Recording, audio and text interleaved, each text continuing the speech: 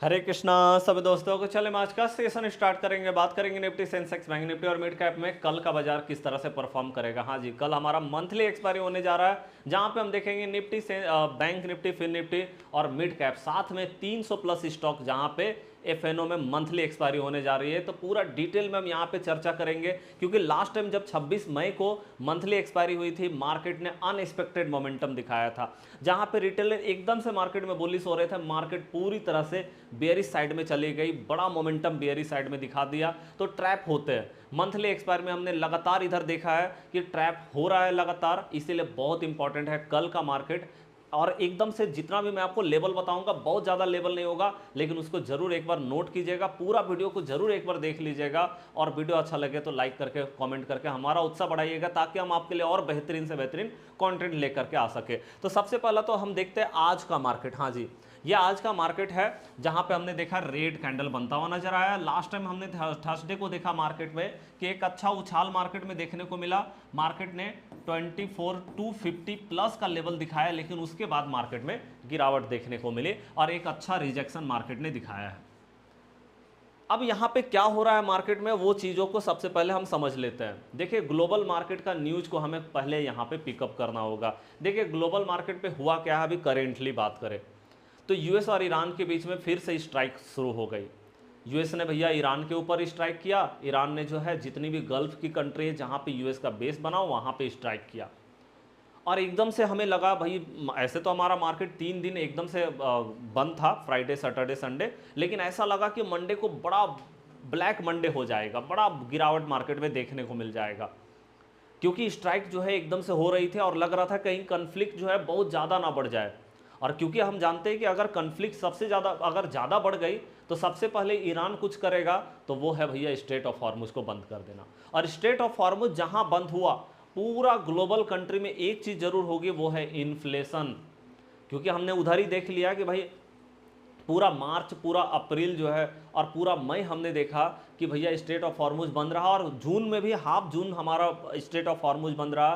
3 से 4 महीना जो है ऑयल का क्राइसिस, गैस का क्राइसिस, जिसके कारण हमने देखा कि सारे प्रोडक्ट का प्राइस बढ़ रहा है, जहां से इन्फ्लेशन बढ़ रही है ना। और यहाँ पे बार बार फेड जो अमेरिका की सेंट्रल बैंक है और आरबीआई जो हमारा सेंट्रल बैंक है, उन्होंने ये बात बार बार बोला कि अभी तो हम अपना रेट को स्थिर रख रहे हैं, लेकिन ज़रूरत पड़ेगा तो हम जो है अपने रेट को बढ़ा सकते हैं, ताकि इन्फ्लेशन को कंट्रोल किया जाए, है ना। और इन्फ्लेशन आप जानते हैं क्यों बढ़ेगा, क्योंकि स्ट्रेट ऑफ हॉर्मुज अगर बंद हो जाएगी।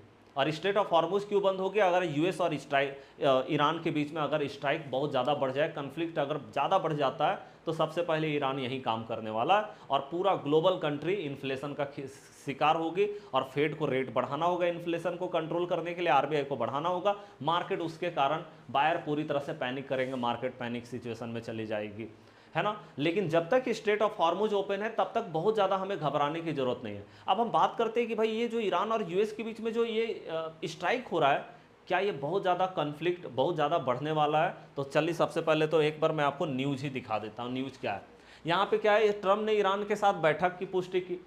क्योंकि हम जानते हैं लगातार मार्केट में न्यूज आ रही है, और न्यूज के कारण मार्केट का सेंटीमेंट बदलता है। क्योंकि बहुत लोग कमेंट में ये भी बोलते हैं कि कल आप बोलते हैं बियरिश है, आज बोलते हैं बुलिश है, फिर कल बोलते हैं बियरिश है।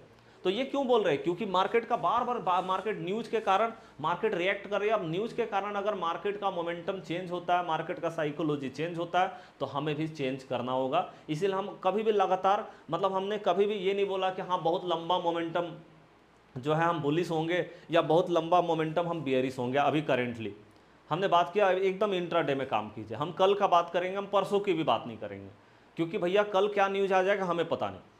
तो हमें एकदम इंट्राडे में अभी देखना होगा कि कल मार्केट में क्या हो सकता है। तो हम यहाँ पे देख रहे हैं कि भाई ये जो जिस तरह से न्यूज आया हुआ है, इससे पता चल रहा है कि ईरान और यूएस जो है उसके बीच में जो स्ट्राइक चल रही थी, वो कहीं ना कहीं अब खत्म हो गया। सुबह में मैंने आपको न्यूज़ भी दिखाया था, मार्केट खुलने से पहले टेलीग्राम पे न्यूज़ डाला था कि ईरान और यूएस के बीच में स्ट्राइक खत्म हो गया। दोनों ने एक दूसरे पे स्ट्राइक करने का यहाँ पे बता दिया कि भाई हम एक दूसरे पे स्ट्राइक नहीं करेंगे, और दोनों ने आपस में बैठक करने का भी के लिए भी सहमति जताया था। और ये आप देख भी रहे हैं कि मतलब शेड्यूल निकल गया है कि कल जो है दोहा में बैठक होगी दोनों के बीच में। मतलब कहीं ना कहीं स्ट्राइक जो है वो खत्म हो गया। जो जो डर था ग्लोबल मार्केट में कि भैया बहुत ज़्यादा क्रैश हो जाएगा, इसी का डर था दोनों के बीच में जो स्ट्राइक चल रही थी। तो लग रहा था स्ट्रेट ऑफ हॉर्मुज फिर से बंद ना हो जाए, वहाँ से ऑयल का सप्लाई बंद ना हो जाए, गैस का सप्लाई बंद ना हो जाए। तो अब इस चीज़ का खतरा तो नहीं है भाई, स्ट्रेट ऑफ हॉर्मुज पूरी तरह से ओपन है, तो बहुत ज़्यादा हमें मार्केट में बेयरिश भी नहीं होना, वन साइडेड मार्केट में एकदम से नहीं होना रहना है। ये तो हम ये न्यूज़ से देख रहे हैं। ओके, तो अब तो इस चीज़ का खतरा खत्म हो गया कि बहुत ज़्यादा मार्केट यहाँ पे बेयरिश हो सकती है, जो कि हम देख रहे थे कल तक। फ्राइडे सैटरडे संडे को ऐसा लग रहा था कि मंडे को बड़ा मोमेंटम डाउन साइड में आ सकता है। अब हम देखते हैं हमें एकदम से क्या करना है, क्योंकि हम देख रहे हैं ग्लोबल मार्केट से कोई प्रॉब्लम नहीं है, और जब तक स्ट्रेट ऑफ हॉर्मुज बंद नहीं होगा तब तक हम जानते हैं कि आरबीआई और फेडरल बैंक ये जो है ये अपना रेट को मतलब अभी रेट को बढ़ाएंगे नहीं, है ना, और रेट को नहीं बढ़ाएंगे तो मार्केट बहुत ज़्यादा निगेटिव नहीं होगी। हाँ, ये जरूर है कि पहले भी ट्रम्प ने लगातार बोला है फेड को कि आप रेट को कट कीजिए, और देखो ट्रम्प की बात को आप एकदम से इग्नोर नहीं कर सकते। पहले भी मैंने आपको बताया था जब लगभग 105 110 बैरल जो है यूएस ऑयल चल रही थी, ऑयल का प्राइस चल रहा था, उस समय में मैंने आपको दिखाया था कि देखो ट्रम्प जो है वो बोल रहे हैं कि भैया हमें जो है ना, ट्रम्प ने बोला था कि बहुत जल्दी क्रूड ऑयल का प्राइस क्रैश हो जाएगा, बहुत जल्दी उन्होंने बोला था कि क्रूड ऑयल का प्राइस क्रैश हो जाएगा। और आप देख सकते हैं, क्योंकि ये जानना बहुत ज़रूरी है, इसीलिए आप ट्रम्प की बात को इग्नोर नहीं कर सकते। यहाँ पे आप देख सकते हैं कि भाई ऑयल का प्राइस में क्या हुआ। अभी आप देखो यूएस ऑयल 110 बैरल हुआ करती थी, अभी 70। आप देख रहे हो ना, ऑयल का प्राइस क्रैश हो गया, और ये ट्रम्प ने पहले ही बोल दिया था क्रैश होने से पहले ही कि ऑयल का प्राइस बहुत जल्दी क्रैश हो सकता है ना, ये चीज़ हम देख रहे हैं। ओके, चले अब हम यहाँ पे आगे देखें तो अब ट्रम्प ने अगर ऐसा बोला है फेड को कि भाई आप रेट कट कीजिए, लगातार प्रेशर डाला है कि आप जो है रेट कट कीजिए, और रेट कट होगा मार्केट उसको पॉजिटिव लेगी, एक बड़ा बूस्टअप आ सकता है।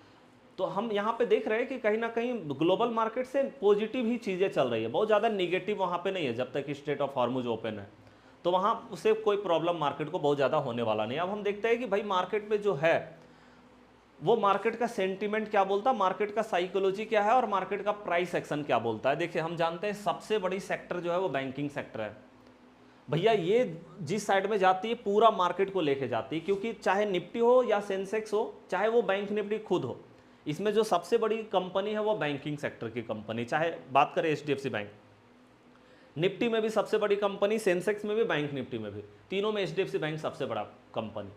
दूसरी जो सबसे बड़ी कंपनी वो आईसीआईसी बैंक है, तीनों में, है ना, और रिलायंस भी साथ में आता है, लेकिन रिलायंस का बैंक निफ्टी में कोई रोल नहीं है, रिलायंस जो है वो निफ्टी और सेंसेक्स में है ना। और साथ में बात करें स्टेट बैंक ऑफ इंडिया, वो तीसरी सबसे बड़ी कंपनी, और ये तीनों में, निफ्टी, सेंसेक्स, बैंक निफ्टी, तीनों में।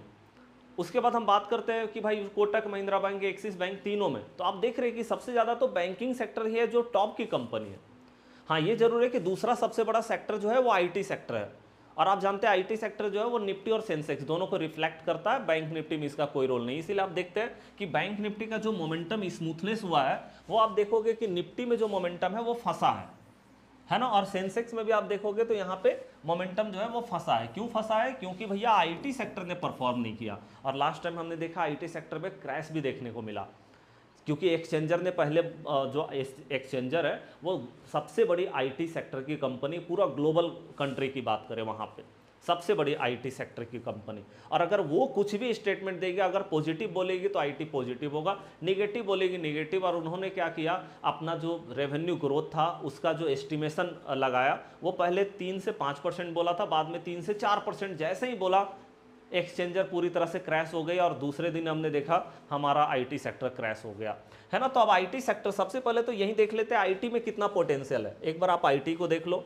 1 डे का टाइम फ्रेम है, आईटी आप देख रहे हैं भैया यहाँ पे इतना बड़ा गैप बना दिया और लगातार मार्केट गिर ही रही है, तो भैया कोई पॉसिबिलिटीज तो है नहीं कि बहुत ज़्यादा ऊपर चला जाएगा आईटी। वो हम देख रहे हैं कि बार बार मार्केट जो है थोड़ा ऊपर जाती है, शॉर्ट कवरिंग करती है, और उसके बाद फिर से नीचे आती है, तो मार्केट लास्ट टाइम का लो को ब्रेक कर देती है। तो मार्केट पूरी तरह से निगेटिव जोन में तो है। लेकिन अगर हम कल की बात करें, सिर्फ कल की, तो आप देख रहे हैं कि आईटी में एक सपोर्ट दिखाई दे रहा है, यहाँ पे मार्केट ने लास्ट टाइम सपोर्ट लिया है। अगर कल मार्केट ने इस लेवल को, जो कि आप देख लो ये लेवल जो हमारा है, ये आप देखो 27,000 का लेवल है, मतलब 27,000 के लेवल के ऊपर अगर मार्केट ने एक ग्रीन कैंडल बनाया तो यहाँ से एक सिग्नल तो मिल जाएगा कि आईटी सेक्टर बूस्टअप होने वाली है। थोड़ा भी बूस्टअप अगर आईटी सेक्टर रहेगा तो साथ में हम बात करेंगे बैंकिंग सेक्टर का कि क्या होता है। लेकिन आईटी सेक्टर अगर पहला मतलब 27,000 के ऊपर में खड़ी रहेगी तो पॉजिटिव मोमेंटम आ सकता है, और यहाँ से फिर से हम एक बार इसका टॉप बनता हुआ देख सकते हैं, जो कि 28,000 का लेवल है। ओके, तो मतलब कहीं ना कहीं कल के लिए जो है आईटी कहीं ना कहीं ठीक ठाक नजर आ रहा है, अगर 27,000 के ऊपर मार्केट ने सस्टेन कर लिया तो। अगर इसके नीचे गिरती है तो फिर प्रॉब्लम मार्केट कर सकती है, एक गिरावट दिखा सकती है, जो कि 26,500 तक का लेवल होगा। तो यहाँ से आईटी में हम कंफर्मेशन ले सकते हैं, जिससे हमें पता चले कि निफ्टी और सेंसेक्स का मोमेंटम कल कैसा होने वाला है। अब हम बात करते हैं दूसरा जो सबसे बड़ी सेक्टर है, वो है बैंकिंग सेक्टर। यहाँ पे क्या हो सकता है? देखिए, आप जानते हैं जब से 3 जून से 5 जून के बीच में जब से आरबीआई का जो मॉनेटरी पॉलिसी का मीटिंग हुआ, वहाँ पे जो रिजल्ट आया, वहाँ जो डिस्कशन निकल करके आया आरबीआई का, वहाँ पे आरबीआई का सबसे बड़ा फोकस जो रहा वो एफपीआई रहा, एफडीआई रहा। यहाँ पे सबसे ज़्यादा इन्होंने फोकस किया, यहाँ पे टैक्स फ्री किया, बाहर के इन्वेस्टर को प्रोमोट किया गया कि आप यूएस डॉलर में पैसा जमा कीजिए, हम आपको ज़्यादा से ज़्यादा रिटर्न देंगे।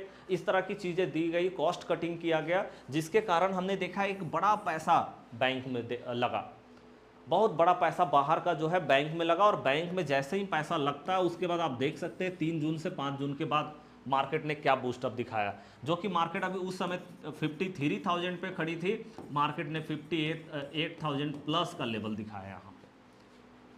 तो ये हमने देखा कि बैंकिंग सेक्टर में बड़े प्लेयर का मतलब बाहर के इन्वेस्टर का पैसा लगा, उसके बाद बूस्टअप देखने को मिला। तो देखिए, अब यहाँ पे अगर देखें बड़े प्लेयर का जब पैसा लग जाता है ना कहीं पे, तो भैया ये बात समझ लीजिए कि मार्केट बहुत ज़्यादा गिरेगा नहीं। और जब थोड़ा सा गिर भी रहा है ना, जैसे यहाँ रेड कैंडल दिखाया, तो अपॉर्चुनिटीज था बाइंग करने का।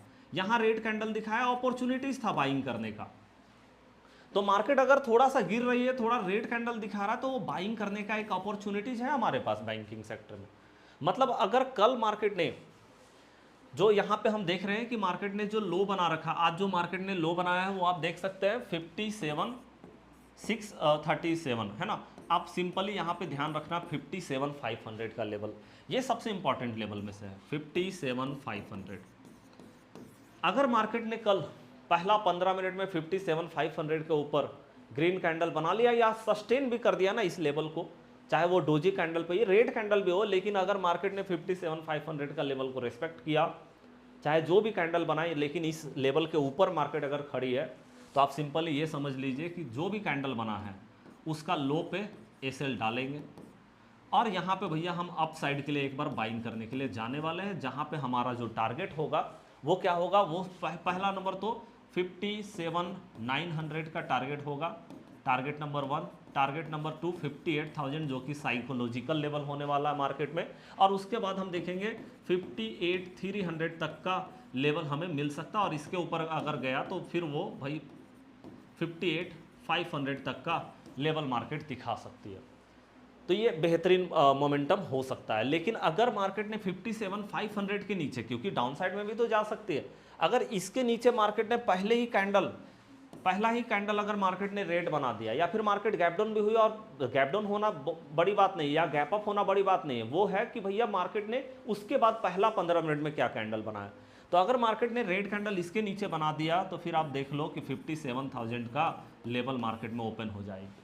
मतलब पहला हम तो 57,300 का टारगेट लेकर के चलेंगे, अगर इसके नीचे गया तो फिर 57,000 तक का टारगेट मिल जाएगा, जहां पे हम देखेंगे उसके बाद गैप आएगी मार्केट में, एक बड़ा गैप है, जो कि अभी इतना आसान नहीं है गैप टूटना, क्योंकि हम लगातार देख रहे हैं कि मार्केट में पॉजिटिव न्यूज़ है, बहुत ज़्यादा निगेटिव न्यूज़ नहीं है। तो इसके नीचे मार्केट का ब्रेकआउट होना आसान नहीं होगा।